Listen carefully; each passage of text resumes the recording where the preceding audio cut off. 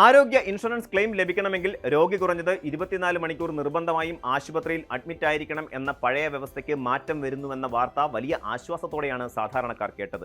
കേവലം 2 മണിക്കൂർ ആശുപത്രിയിൽ ചെലവഴിച്ചാലും ഇൻഷുറൻസ് പരിരക്ഷ ലഭിക്കുമെന്നത് അടിയന്തര സാഹചര്യങ്ങളിലും ചെറിയ ശസ്ത്രക്രിയകൾക്കും വലിയ സാമ്പത്തിക സഹായം നൽകുന്ന കാര്യമാണ്. കാലങ്ങളായി ഉപഭോക്തൃ കോടതികളും കേന്ദ്ര ഉപഭോക്തൃകാര്യ മന്ത്രാലയവും ഈ 24 മണിക്കൂർ നിബന്ധന ഒഴിവാക്കാൻ insurance regulatory and development authority of India അതായത് IRDAയോട് നിരന്തരം ആവശ്യപ്പെടുന്നുണ്ടായിരുന്നു.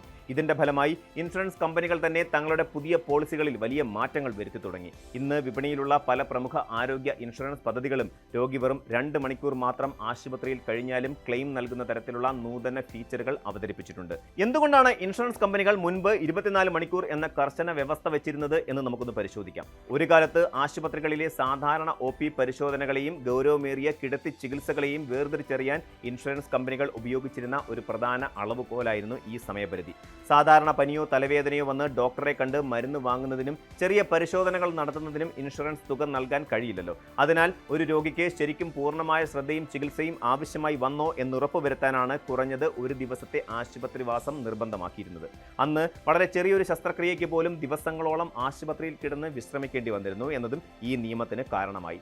എന്നാൽ ഇന്ന് വൈദ്യശാസ്ത്ര രംഗം സങ്കല്പിക്കാൻ കഴിയാത്തത്ര ദൂരം മുന്നേറിക്കഴിഞ്ഞു. പണ്ട് ഒരാഴ്ചയോളം ആശുപത്രിയിൽ കിടക്കേണ്ടി വന്നിരുന്ന പല ശസ്ത്രക്രിയകളും ഇന്ന് ലാപ്രോസ്കോപ്പി വഴിയോ അത്യാധുനിക ലേസർ സാങ്കേതിക വിദ്യ വഴിയോ വെറും ചുരുങ്ങിയ മണിക്കൂറുകൾ കൊണ്ട് പൂർത്തിയാക്കി രോഗിക്ക് അന്ന് തന്നെ വീട്ടിലേക്ക് മടങ്ങാം. തിമിര ശസ്ത്രക്രിയ, ഡയാലിസിസ്, കീമോതെറാപ്പി, ചിലതരം ആൻജിയോപ്ലാസ്റ്റികൾ തുടങ്ങിയവ ഇതിന് മികച്ച ഉദാഹരണങ്ങളാണ്.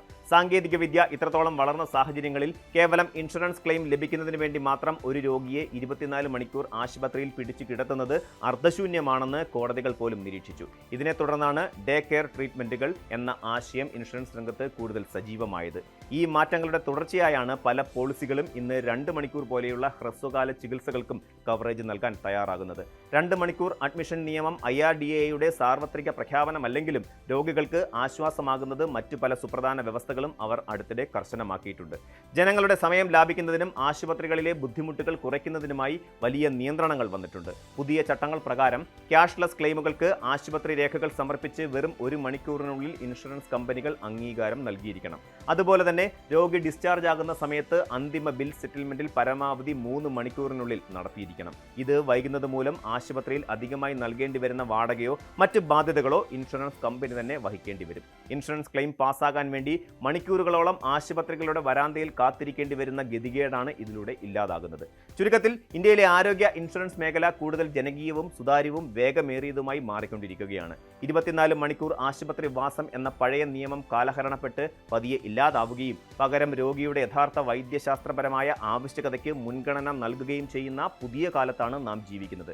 എന്നാൽ ഓരോ വ്യക്തിയും ഓർക്കേണ്ട ഏറ്റവും പ്രധാനപ്പെട്ട ഒരു കാര്യം ഈ ആനുകൂല്യം എല്ലാ പഴയ പോളിസികളിലും തനിയെ ലഭിക്കണമെന്നില്ല എന്നതാണ്. നിങ്ങളുടെ നിലവിലെ പോളിസികൾ ചിലപ്പോൾ ഇന്നും 24 മണിക്കൂർ വ്യവസ്ഥ നിലനിൽക്കുന്നുണ്ടാകാം. അതിനാൽ പുതിയ ആരോഗ്യ ഇൻഷുറൻസ് എടുക്കുമ്പോഴോ നിലവിലുള്ളത് പുതുക്കുമ്പോഴോ നിങ്ങളുടെ പോളിസിയിൽ ഡേ കെയർ ചികിത്സകൾക്കും 2 മണിക്കൂർ ഹോസ്പിറ്റലൈസേഷനും കൃത്യമായ പരിരക്ഷയുണ്ടോ എന്ന് കമ്പനിയോടോ ഏജന്റുമാരോടോ വ്യക്തമായി ചോദിച്ചറിയുക.